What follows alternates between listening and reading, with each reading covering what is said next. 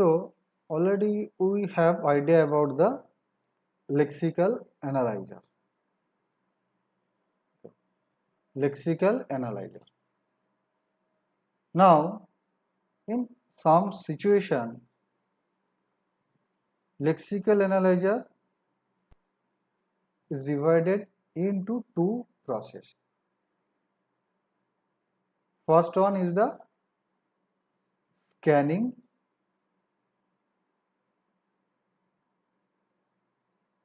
and next one is the lexical analysis. So this is the process that can be performed by the lexical analyzer. What about the scanning procedure? Actually, it consists of the process for those type of process don't require any tokenization. That means for the input you not need to, or for the syntax of the code, relevant tokenization is not required. Already I have told you, as for example, suppose deletion of comment. Deletion of comment.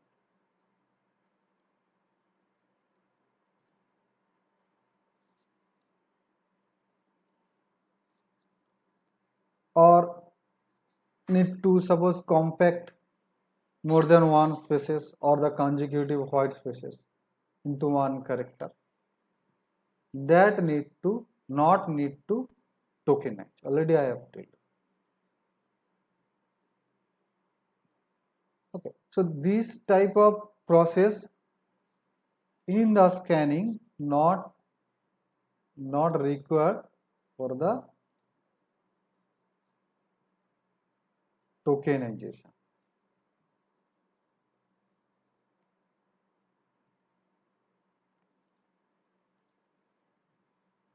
So next one is the lexical analysis.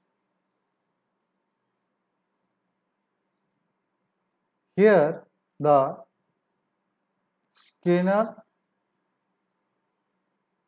produces the token. This is the main part of the lexical analysis.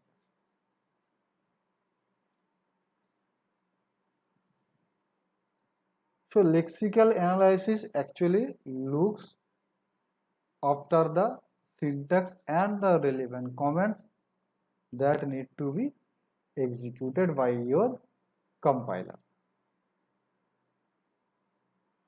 Next, what is parsing? Already I have told you. Now, what are the basic differences or the basic type of comparison or relation that can be made within the parsing act and the lexical analysis? It's a part of that one. Actually, analysis portion of a compiler is normally actually separated into some phases.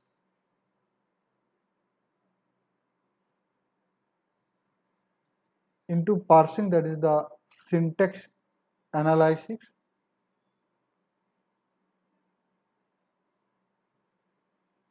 and for this type of analyzing purpose, lexical analysis will produce some tokens and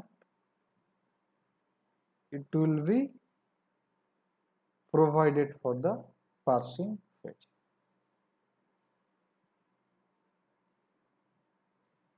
Now, this is the very simple design for the lexical analysis, and there are very important considerations related to that. Now, the difference of lexical and syntactic analysis, simply they at least one of these tasks need to perform. In some cases already I have represent the symbol table. In some cases those are already defined and syntactically correct. Parsing will accept it from the symbol table once it is produced by the lexical analysis. Or if there are any difficulties corresponding to the ID, then it will be then parsing need to take the help from the lexical analysis. Now, for example, a parser that had to deal with comments and white space as syntactic units would be considerably more complex than one that can assume for the comments and white space, and that would be removed by the lexical analyzer.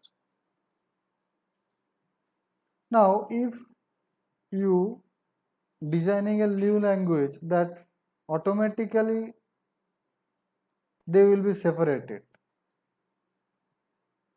with respect to the lexical and syntactic analysis. So it is very well known to you, and that can be accepted very well, and very difficult type of task cannot be performed by the lexical analysis, and that can be ignored. Okay. So very simple design is required to work with that and to work for overall the languages that already you have designed. Now already you have designed this compiler in a simple way, but one thing you need to mind that it need to be work efficiently. Simplicity is there, but efficiency and the work throughput is not clear. It's not working properly. In some cases, when you are analyzing and parsing make, then some important syntax or will go ignored. Some important white spaces are ignored. Already you have idea about the Unix shell programming. White space is more important with respect to the syntax analysis. So efficiency is to be improved. Now a separator lexical analyzer allows us to apply a technique that is actually the lexical task. This is not the job of the person. This lexical task will improve the efficiency. How that will be efficient? When you are removing to take the simplicity of the compiler by removing all this type of unwanted characters or the comments, white space, then you need to add some technique. What you have to do? Need to be specialize the buffer. As for example, in some cases it will be the data will be hold. If it is required, then it will be produces for the timing. That is the specialized buffering techniques for reading input character is required, and it will also helpful for the speed of the compilation procedure. Okay. Once it is compiled and syntactically analyzed clearly, then we need to be efficient, or we need to go through for the next page, for the parsing page.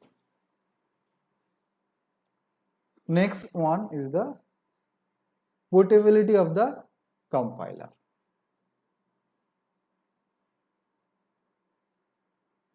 Suppose you have designed a program software using some programming language and you like to run it onto the another platform where the full compilation is required.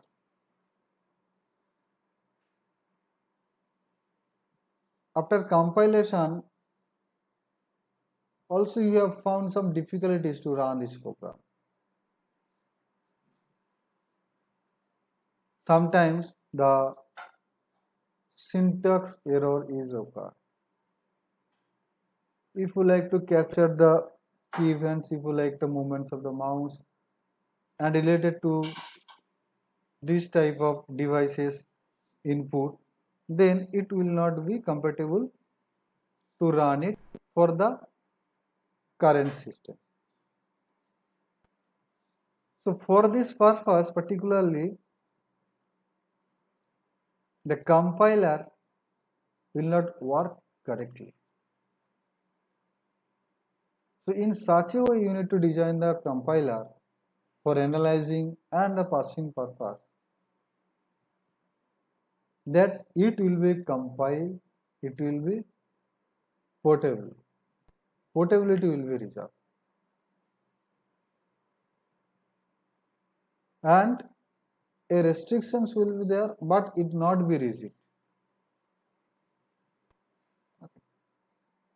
So these all are required to be parsed after lexical analysis. Now already we have idea about the terms, patterns, tokens, lexeme. Once again, just I am discussing about it.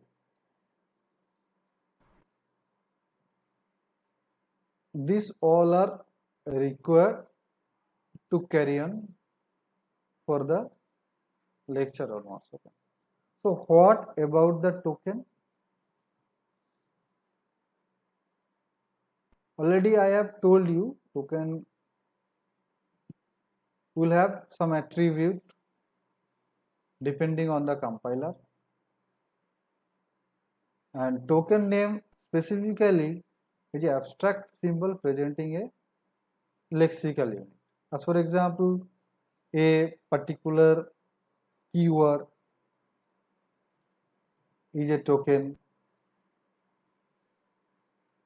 a sequence of input characters is a token which can be identified by the identifier for the later purpose. So the token names are the input symbol and that can be accessed by the parser for the processing purpose.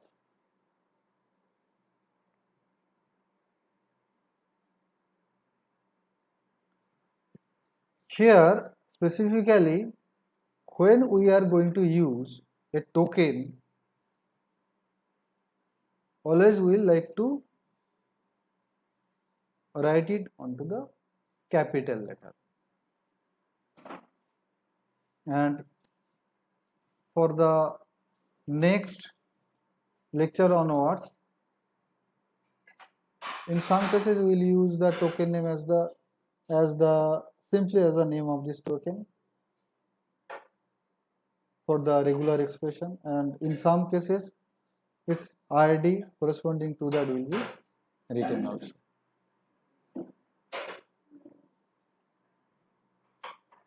So this is about the token.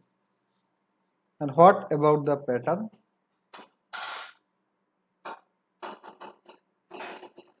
pattern actually is a description of the lexemes of a token that may take. As for example, for the case of QR, a token, the pattern is just the sequence of characters that form the QR. Suppose a variable will be written in this way. Function will be written in this way. Functional will be defined in this way. So this type of pattern can be maintained and can be identified depending upon the compiler. For identifier and some other tokens, the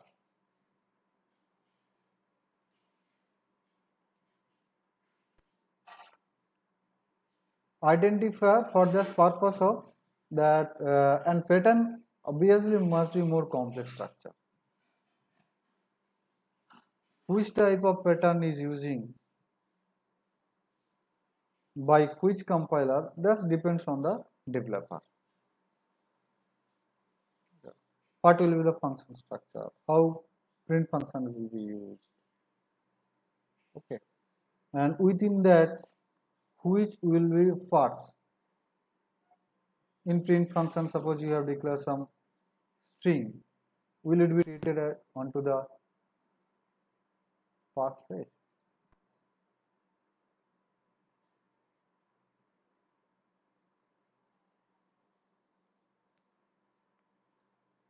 Or not? So next one is the lexeme. What about the lexeme? Now there are some now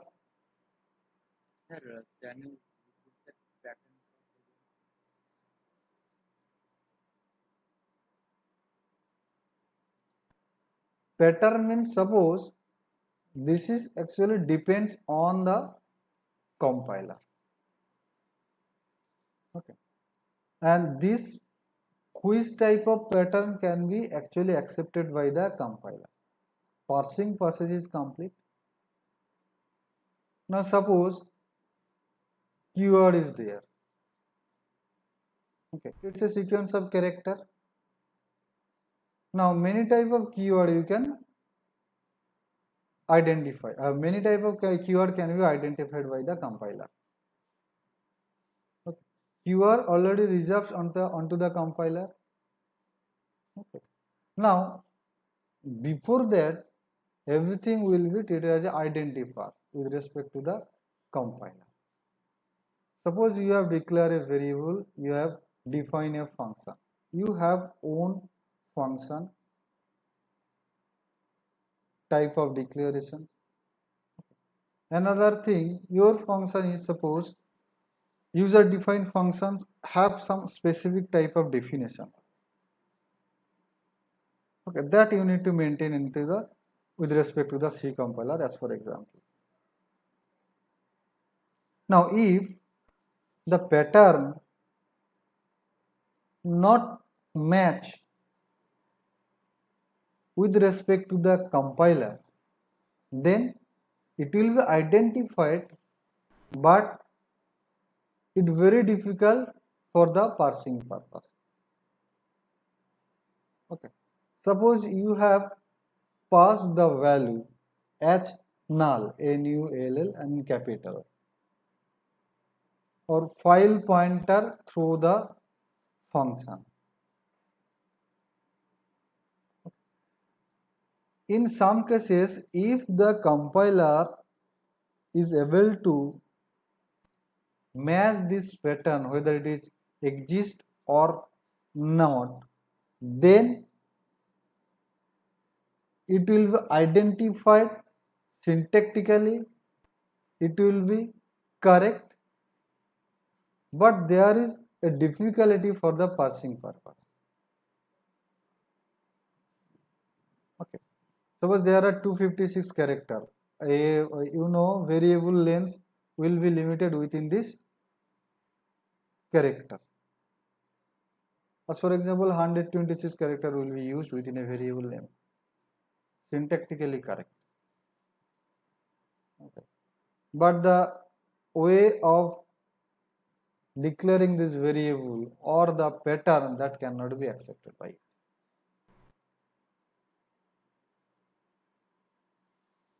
So for this purpose, we will not relate to the